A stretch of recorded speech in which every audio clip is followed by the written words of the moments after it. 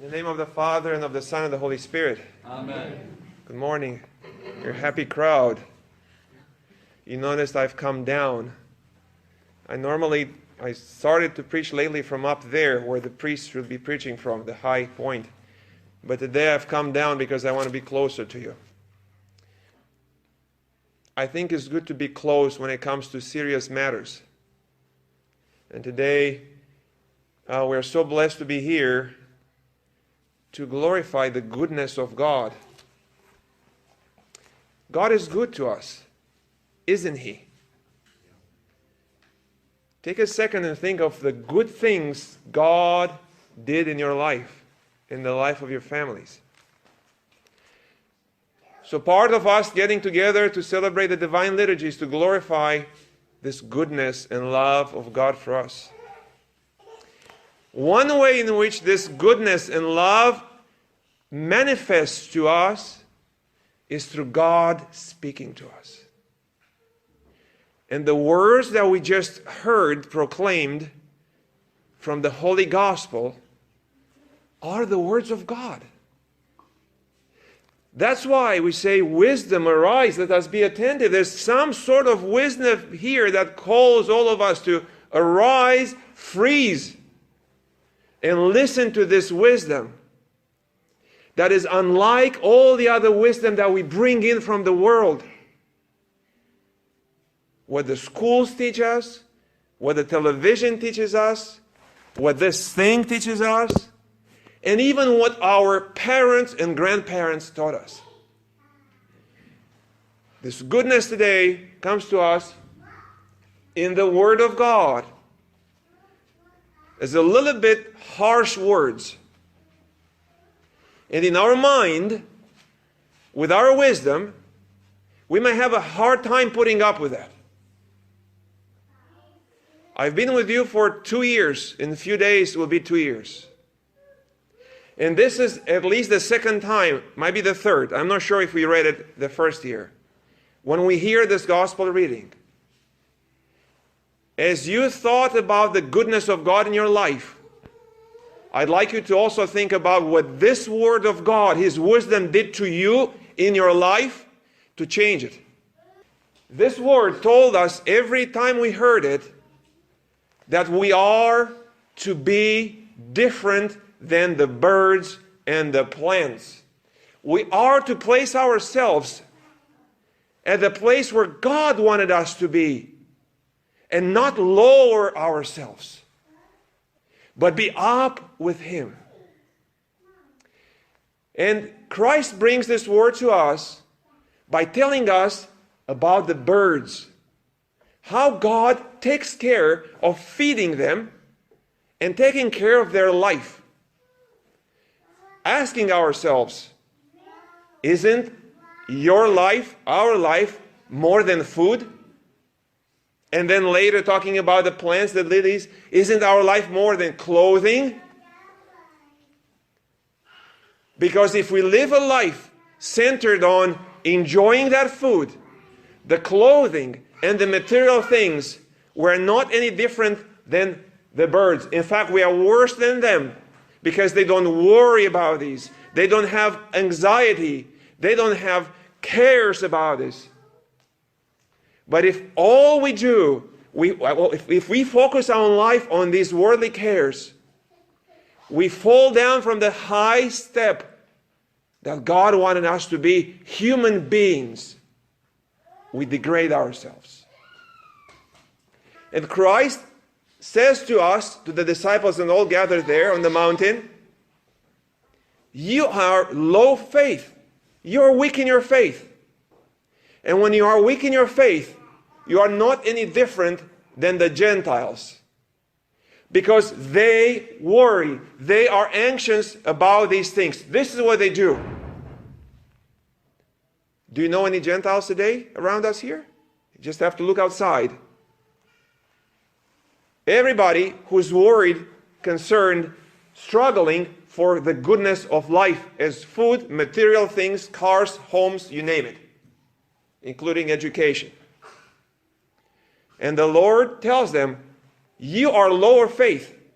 You are like them. You don't belong to the church. You are not my people. You are the Gentiles. If you do these things, if these lead your life. My son right here, Alexia, remembers last night a question that he asked me. I was waiting for it to come. I was reading the gospel, the reading for today to him before going to bed. And I was just waiting for that question to come. And he asked, does this mean that we don't have to work? Well, let's think about this. When Adam and Eve were planted in the Garden of Eden, God made human beings in His image to grow to be like Him. What were they commanded to do? To work the garden and guard it. Even there, they were commanded to work. When they lost paradise, what did God tell them? They got their promise. What were they to do, among others? To earn their bread through the sweat of their face, to labor the earth, and into that earth they will end. Again, labor. Remember St. Paul? He was a tent maker. Why was he making these tents? So he would eat bread and give to others. What is St. Paul teaching? You don't work, no food. You shouldn't eat. So Christ is not telling us not to work. We do the work. What He's telling us is that that work that we do, if it is concentrated to put material things above heavenly, there's a problem. And that problem, brothers and sisters, is the problem of faith, which is why I wanted to be close to you here, because I'm weak in my faith and I need you. It is a problem of faith. The Greek meaning that the word worry or anxious has. In the original Greek, the Gospel says, Mi merimnate ti psychimon ti fagite. Mi merimnate. Do not be anxious. Do not worry like that. This word merimnao is a verb that has a root in Greek, merizo. Merizo means I divide. I divide. It's a beautiful description of what worries do to us. When our main worry is living, physically food or anything else, or accumulating, there's a division there. You know? Who's divided from whom? We are divided from God and His kingdom. That kingdom that He promised to us after His second coming, but today as well. For He said the kingdom of God is within you. The problem of money was brought up as well. You cannot worship two people, God and Mammona, the symbol of money, unclean money. You cannot drive your life with that, by that. In fact, the Lord said somewhere else, if you have not been faithful in the unrighteous Mammona, in handling your money, if you could not do that properly, who will commit to your trust the true riches, the spiritual riches?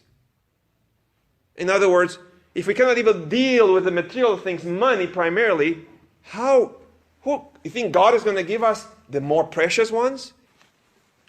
So the division that appears separates us from what the gospel today calls for us to seek first. Christ is not saying not to get the food and the drink and the material things.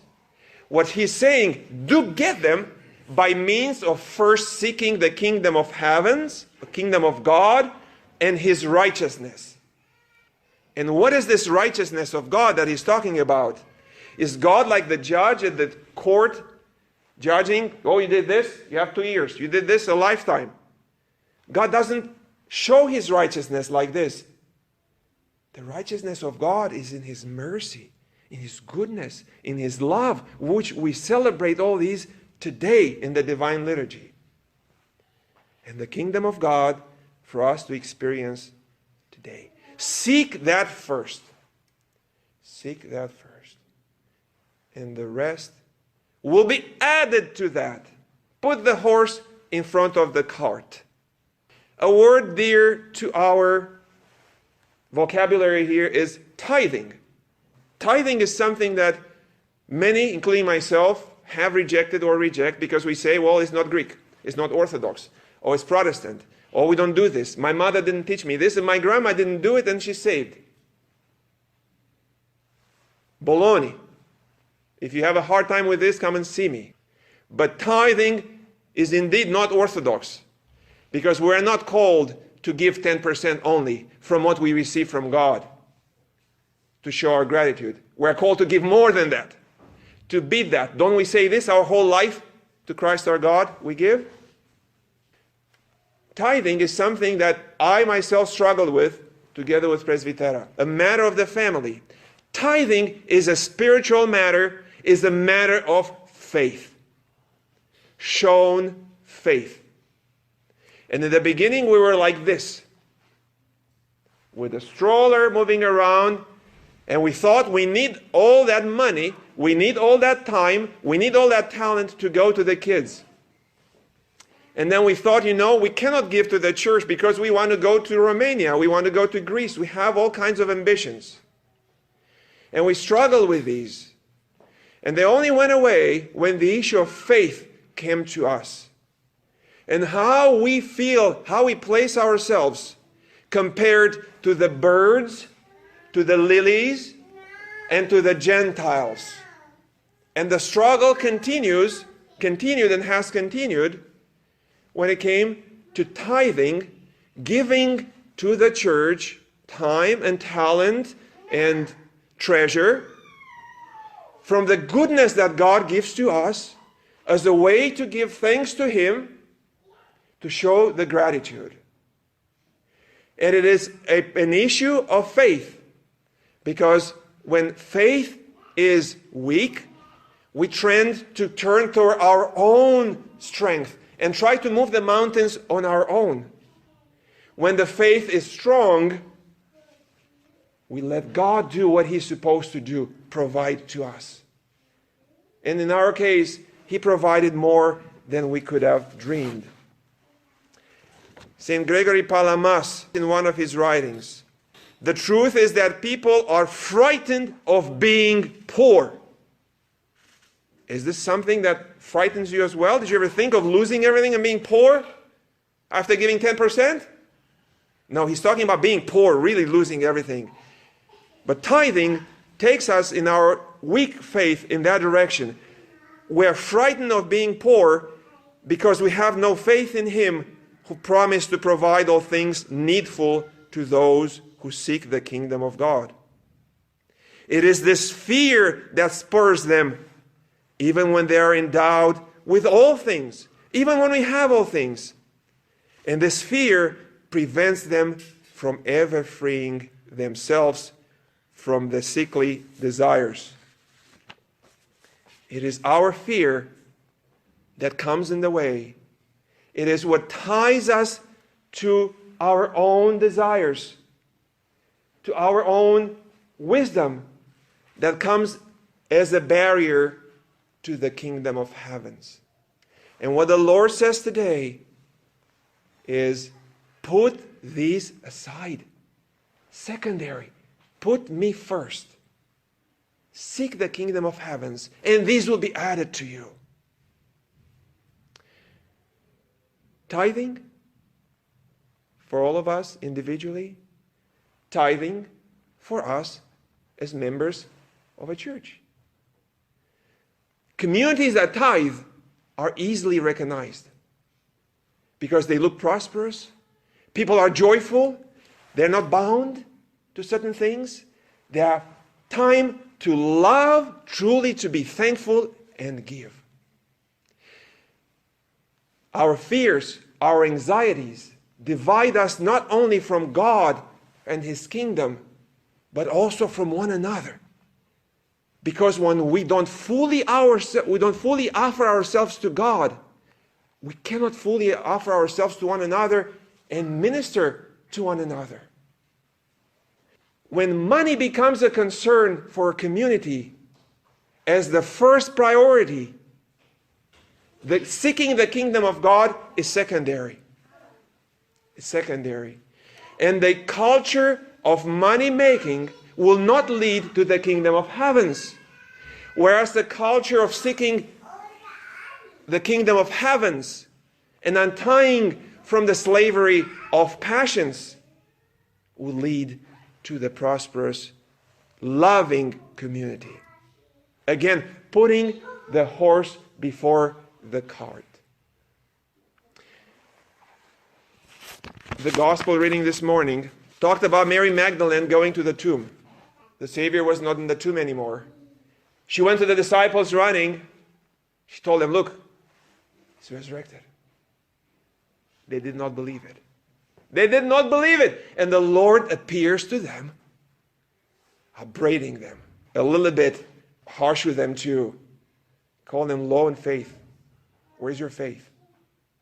After 3 years of being with Christ, seeing the miracles, being on the mountain, hearing this live, not on YouTube, hear this word of God live, they still did not believe.